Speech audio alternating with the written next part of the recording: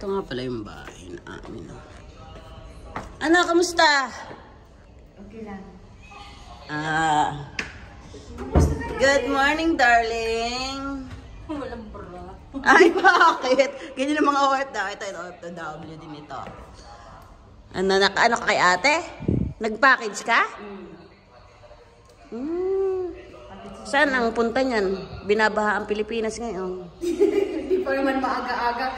Ikaw wala. Paano yung sinihan? Hindi naman, hindi ka nagorbo. Nagorbo ba?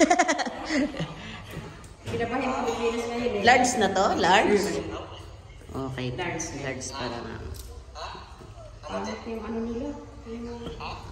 Ito yung aming bahay na maganda.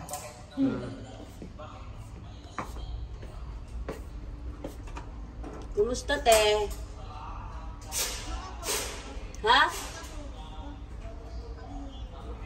Oo, hindi naman rinig pag sarado yung aking ano.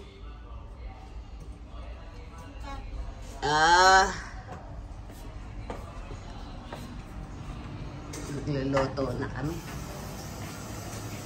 Kumusta ang nurse? Ito te, maglilipat. Ito yung nurse namin. Yan. Pinakamagandang nurse. Wala!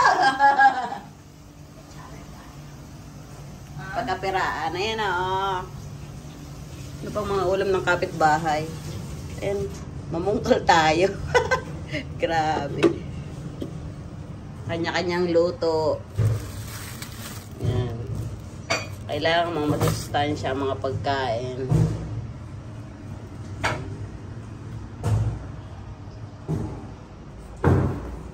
Simple lang ang buhay.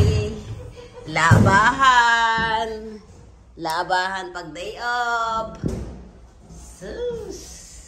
Aba, mukhang naging maayos yung pwesto ng ano ko ah. Hindi te, kasi magsasampay po ako dyan. Ay ayos naman doon. Matahimik siya oh. Maliit lang naman kasi siya. Ayan.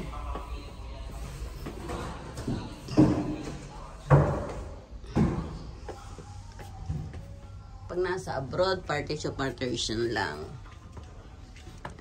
Ito yung bahay natin. Yan. May TV rin tayo para hindi tayo naiinip. Magkakasama na ang kaldero. Yung rep natin, tingnan natin kung anong laman. Ako! Yan. Isa na lang, kailangan na makapamalengke.